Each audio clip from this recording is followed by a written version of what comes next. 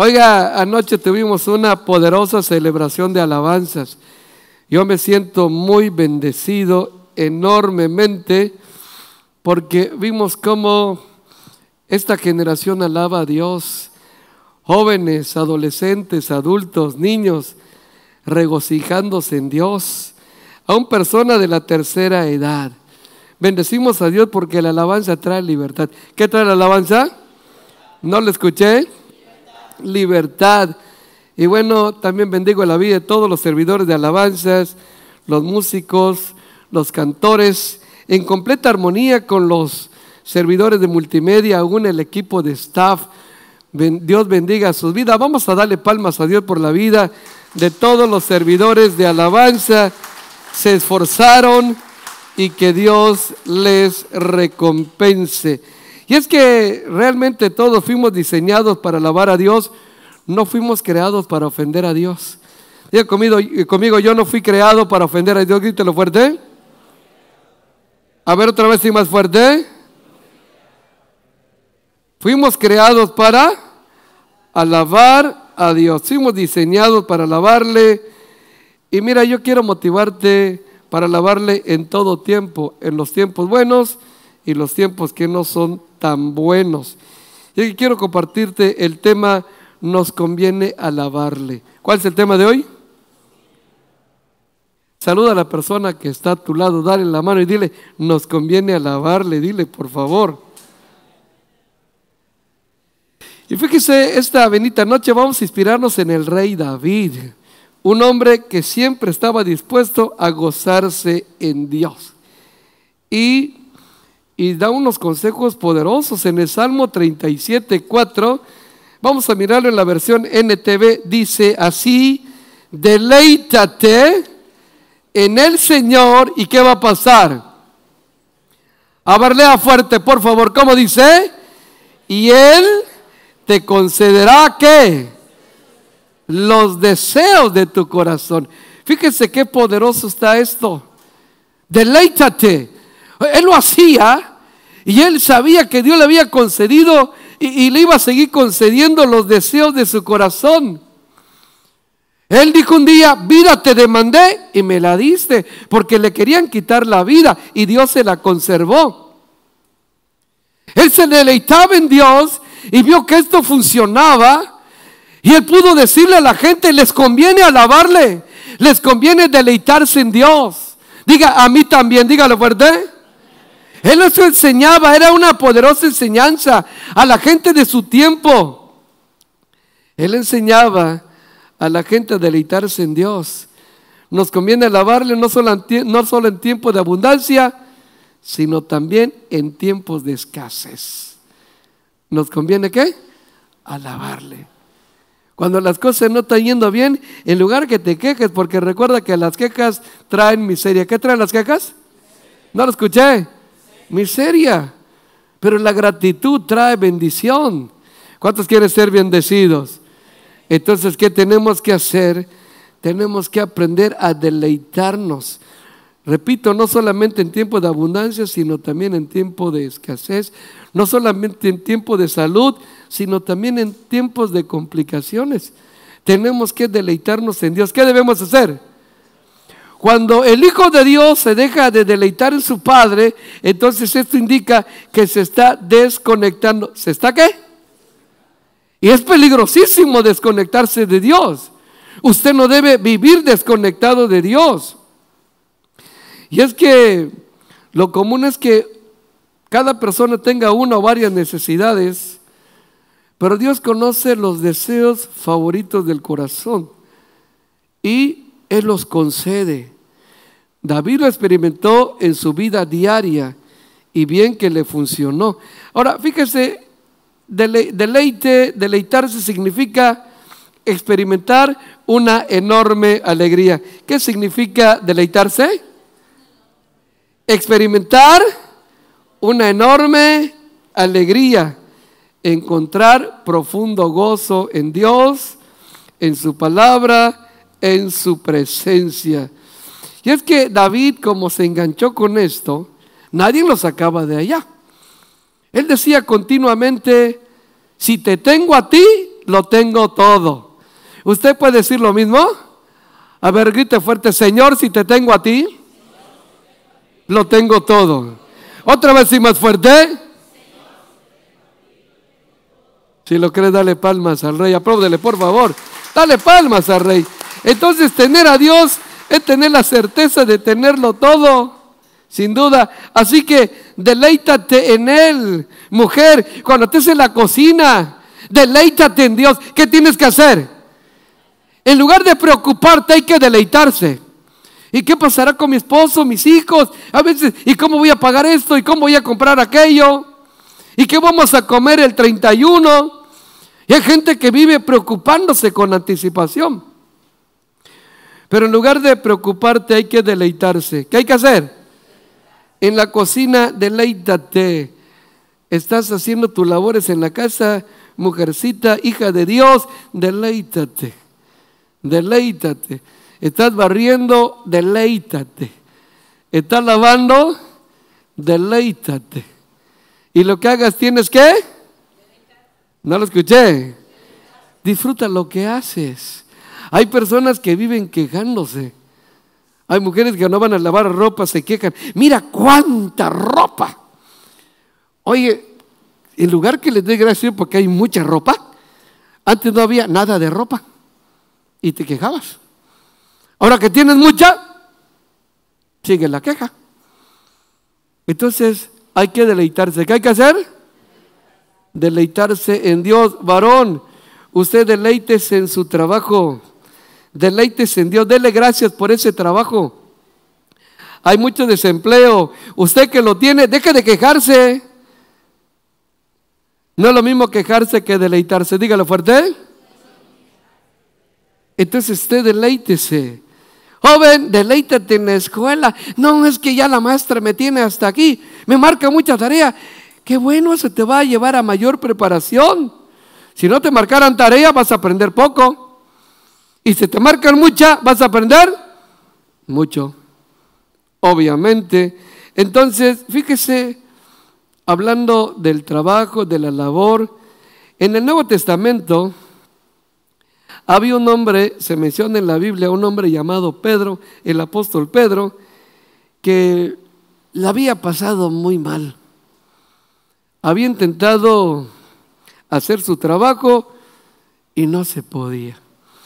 Pedro era pescador. ¿Qué era Pedro? Era pescador. Entonces había intentado y no le había resultado. Podría decir él que tuvo una mala noche, una mala jornada, porque pues él, la labor fundamental, pues lo hacen por la noche los pescadores. Agarran a los pescados dormidos, ¿cómo ve? Y bueno, ¿qué es lo que pasó? Estaba cansado, fracasado, más a diferencia de otras muchas ocasiones, porque no era la primera vez que le pasaba, la diferencia es que Jesús estaba presente. Y cuando Jesús está, todo cambia. Diga gracias a Dios.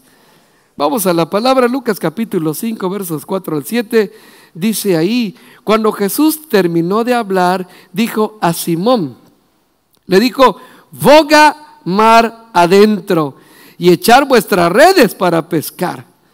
Respondiendo Simón le dijo: maestro, toda la noche. ¿Cuánto había trabajado? Hemos tratado, no solamente él, porque él no trabajaba solo en el barco, era un barco grande. Toda la noche hemos trabajado y nada. ¿Qué habían pescado? Nada hemos pescado. Nada. Y sabe que cuando un hombre llega a la casa y no pudo tener lo que él anhelaba para bendecir la casa, yo puedo pensar que Pedro estaba súper preocupado porque la alacena estaba semivacía o vacía, el refrigerador no había más que agua helada. Y él pensaba tener una buena jornada para llegar a casa y pasar a Chedraui o a Walmart o a Soriana a comprar algo y poder bendecir a la familia. Uno se siente bien, el líder de casa se siente bien cuando todo está completo, ¿sí o no? Cuando sabe que si el hijo en la madrugada tiene hambre, se para y tiene para preparar su tortita, una burrita o cualquier cosa, o tiene galletas ahí para comer. Pero cuando no hay nada, entonces Pedro estaba cansado y se sentía fracasado. Diga, cansado y fracasado. Dígalo fuerte. Entonces no le había ido bien. Y era una persona experta en la pesca, pero no le había ido bien. Y no era la única. Lo repito, la diferencia es que estaba Jesús. Y Jesús le dijo, boga mar adentro. ¿Cómo le dijo? No lo escuché. ¿Sabe cuál es el problema de Pedro como el nuestro? A veces queremos pescar, pero estamos en la orilla. Y esto significa a veces queremos ver la gloria de Dios sin compromiso. Diga fuerte, así no es. Tenemos que meternos más, comprometernos más con Dios. Hay gente que quiere ver la gloria de Dios sin hacer nada y quiere que Dios haga todo, y eso nunca va a ocurrir. Déjame explicártelo de esta manera. Dios solamente hace en ti lo que tú no puedes hacer. Dios hace lo imposible y nosotros tenemos que hacerlo. Dígalo fuerte. Lo posible. Dios nunca va a hacer lo posible, que te quede claro. Dios nunca va a hacer lo posible. Él solamente va a hacer dígalo fuerte, ¿qué? Imposible.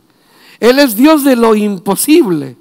Él no es Dios de lo posible, Dios de lo porque lo posible está a nuestro alcance.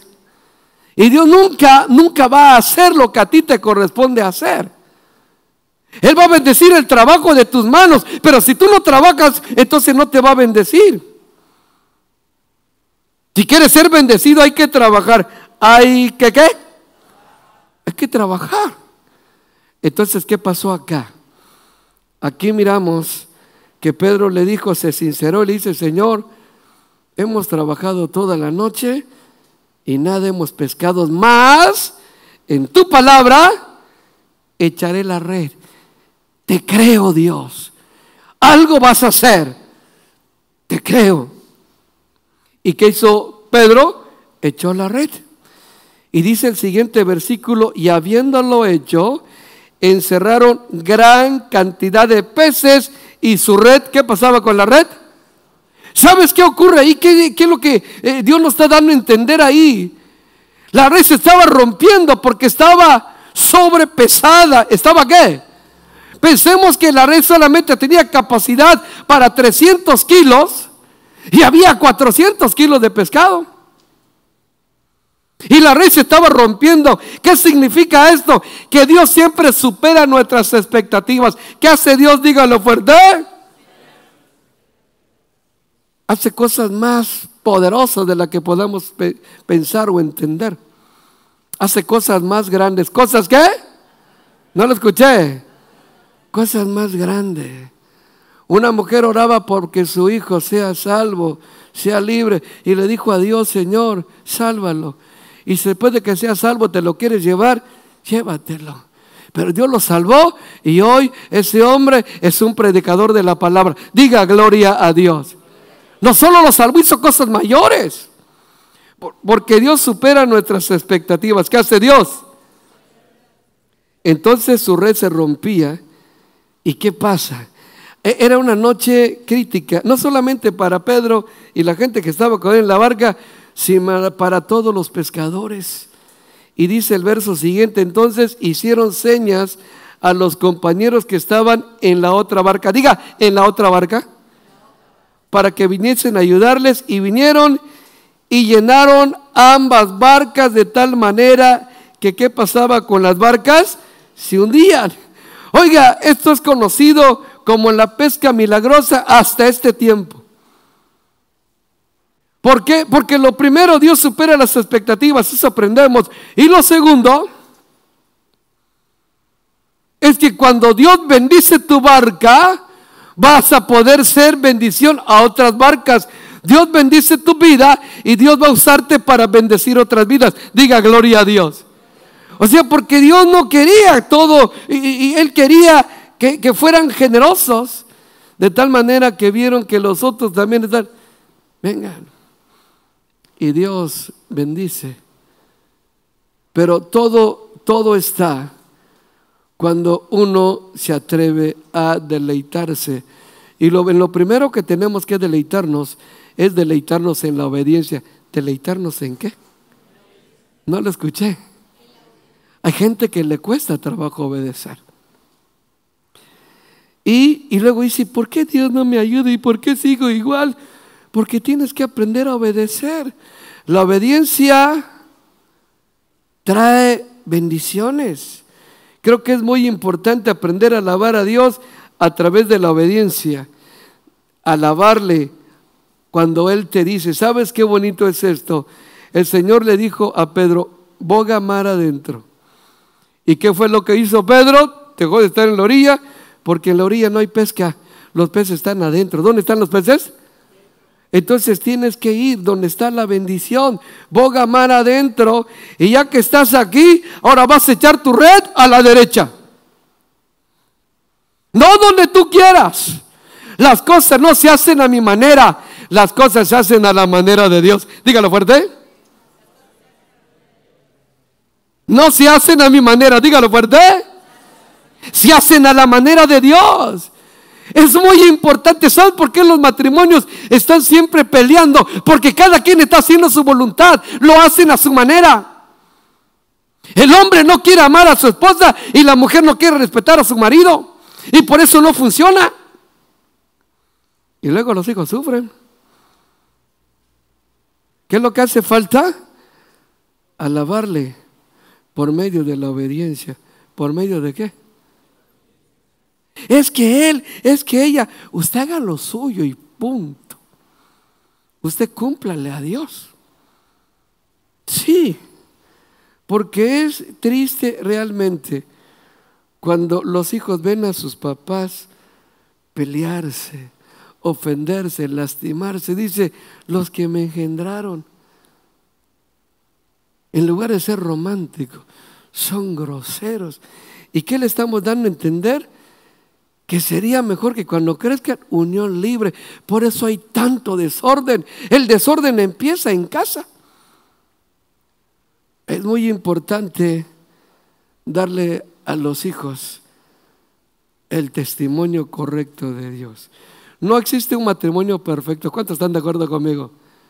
Pero sí hay matrimonios felices. ¿Cómo empieza la felicidad? La felicidad viene a través de la obediencia. ¿De la qué? No le escuché. De la obediencia. ¿Sabe qué? Pedro quedó impactado cuando vio que después de no haber pescado nada,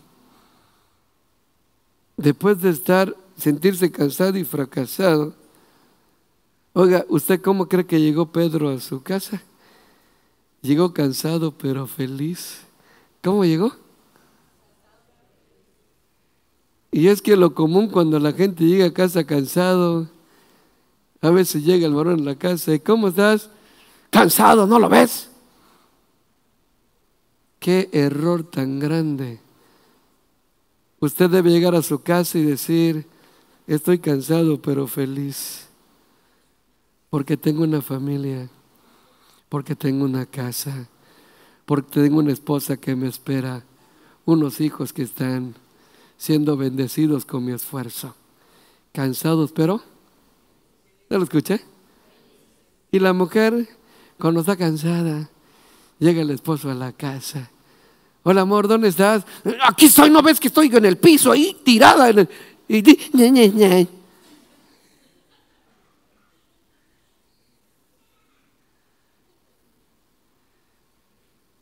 la mujer, ¿cómo debe decir? Estoy cansada, pero no lo escuché. Ok, ya hizo compromiso, ya lo dijo. Ok, cansada, pero feliz. El hijo, después de haber presentado exámenes, estudió toda la noche. ¿Cómo estás, hijo? Cansado, pero feliz. Mi esfuerzo, pienso que voy a sacarme 8.7 o algo por el estilo. Gracias a Dios. Seguimos avanzando. Estoy feliz. Se están cumpliendo los propósitos. Entonces podemos entender que Pedro trabajó toda la noche y lo que parecía que iba a ser una noche fatal se convirtió en una noche increíble. Diga gloria a Dios. Entonces, ¿qué fue lo que se dio? ¿Por qué se dio todo esto? ¿Por qué la pesca fue milagrosa? Porque hubo obediencia. No hay milagro sin obediencia. Dígalo fuerte. A ver, ¿cuántos necesitan milagro? Levante su mano. Entiéndelo bien. No va a llegar milagro si no hay obediencia. Pero la obediencia trae los milagros. Diga gloria a Dios. Y si lo cree, dale palmas al Rey, por favor. Apláudale fuerte. Usted se pone a pensar qué hubiera pasado con Pedro, que Jesús le dijo, boca mar adentro. No, yo me quedo acá. No, que tú eres Dios. Pues haz lo tuyo. Sí, Pedrito, yo solamente voy a hacer lo imposible. Y a ti te corresponde hacerlo. Dígalo fuerte. Y eso posible se llama obediencia. ¿Cómo se llama? Obediencia. Usted y yo tenemos que aprender a obedecer. Que quede claro, no hay cambio en nadie si no es a través de la Una persona que tenía problemas de alcoholismo viene y me dice, pastor, ¿qué hago? Mire, tengo este problema y no sé qué tengo que hacer. Mira, el primer paso para hacer cambios en tu vida se llama obediencia. Si tú no aprendes a obedecer, seguirás siendo el mismo rebelde y vas a tener las mismas ataduras. No hay cambio. Matrimonios que están en conflicto, si no quieren obedecer, seguirán igual. Gente que tiene problemas de cualquier índole. Todo cambia a través de la obediencia. Recuerda, no hay milagro sin obediencia. Dígalo fuerte. No hay milagro sin obediencia. Lo primero, alábale con la obediencia. Alábale, deleítate en obedecer. Es lo primero. Lo segundo, alábale con tu conducta. Sea una persona honesta, una persona íntegra, una persona amable. ¿Se acuerda lo que Jesús dijo desde el principio a sus discípulos? Vamos a mirarlo, Mateo 5, capítulo 5, versos 14 al 16. En la versión NTV dice así: ustedes son la luz del mundo. ¿Cuántos lo creen? La luz del mundo. ¿Qué mundo? Los que viven sin Dios. Como una ciudad en lo alto de una colina que no puede esconderse. Usted no esconda su fe, dele a conocer donde quiera que vaya. No esconda tu fe. Nadie enciende una lámpara y le pone debajo de una canasta. En cambio, la coloca en un lugar alto. Diga lugar alto, donde ilumina a todos los que están en la casa. De la misma manera, dejen que sus buenas acciones, diga buenas acciones, brillen a la vista de todos, para que todos alaben a su Padre Celestial. Deleítate dando buen testimonio donde quiera que vayas. Y garantizado, bajo notario público, Él te va a conceder, no yo, Él te va a conceder los deseos de... No vas a vivir frustrado. Te vas a enamorar cada día más de Dios. Te vas a apasionar. Pero para poder dar buen testimonio, es de entenderse que el corazón debe estar limpio. ¿Cómo debe estar? ¿No lo escuché? Limpio. Recordemos otro episodio en la Biblia, es en el Antiguo Testamento. Una mujer llamada Sara era una mujer estéril. Esa mujer era estéril y sufría mucho el desprecio de la otra, porque Elcana, su esposo, tenía otra mujer. Era un desordenado. Y durante varios años, ¿qué es lo que pasaba? La otra mujer se llamaba Penina. Está tremendo su nombre, ¿verdad? Penina. Ok. No Perrina, Penina se llamaba. Pero era terrible esa señora.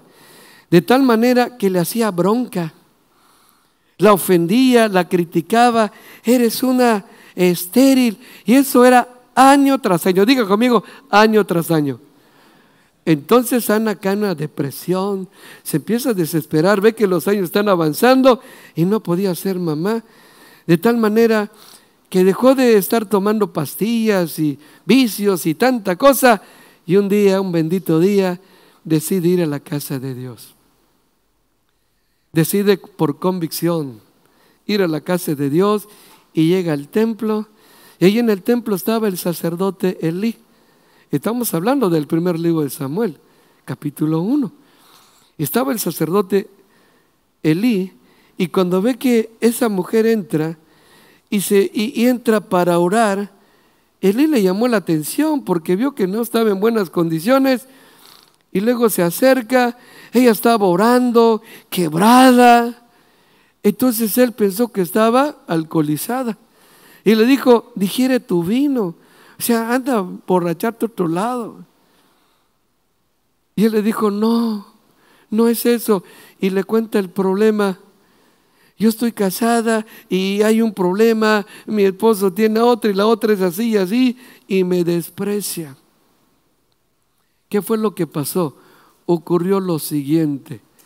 Ocurre esto, que en el momento que ella le confiesa y le comenta a Elí su problema y su proceso, le dijo estas palabras. Vamos a mirar qué le dijo. Por favor, mire la Biblia, primer libro de Samuel, capítulo 1, verso 17. Dijo esto: Elí respondió y dijo: ve en paz. ¿Cómo le dijo? Ve en paz. Eso de ve en paz es un hermoso deseo. Cuando se van los hijos de la escuela hay que ve en paz. Y el Dios de Israel te otorgue la petición que le has hecho. ¿Por qué menciona esto? Ahí te va. Porque Ana tenía un deseo sano. Que Dios te conceda los deseos de tu corazón. Pero hoy vamos a aprender que esas palabras no se lo podemos decir a cualquiera. El motivo es el siguiente: porque no toda la gente tiene un corazón sano. Yo no le puedo decir: el Señor te conceda los deseos de tu corazón, si el deseo es abandonar a la familia, si el deseo es demandar al papá, la mamá, al hijo, si el deseo es estarse peleando por la casa de los papás. ¿Cómo decirle a alguien: Dios te conceda el deseo de tu corazón? Obvio que no. Pero Elí, cuando escuchó y vio que ella era sincera, honesta, y se dio cuenta que había en ella un buen testimonio y que estaba sufriendo maltrato, entonces él le dijo: ve en paz y Dios te conceda los deseos de tu corazón. Porque veo que tú te has deleitado, a pesar de lo que te hacen, tú no te has peleado y no viniste a pedir que tenga cáncer esta mujer en la matriz. No, eso pediste. Tus deseos son limpios, son sanos. Entonces, el testimonio, el buen testimonio que podemos dar es cuando tenemos un corazón limpio, no un corazón lleno de rencor, no un corazón lleno de amargura, no un corazón lleno de resentimiento, de odio. No. Entonces, por eso Elí le dijo: Dios te conceda lo que le has pedido. ¿Sabías que la mala conducta impide deleitarse en Dios? Diga: la mala conducta impide deleitarse en Dios. En el capítulo 37, verso 4 iniciamos, donde dice: deleítate a sí mismo en el Señor y Él te concederá ¿qué? 4 versículos después, en el verso 8 del mismo capítulo 37, ahí está la clave para quitar los estorbos y poder realmente deleitarse en Dios.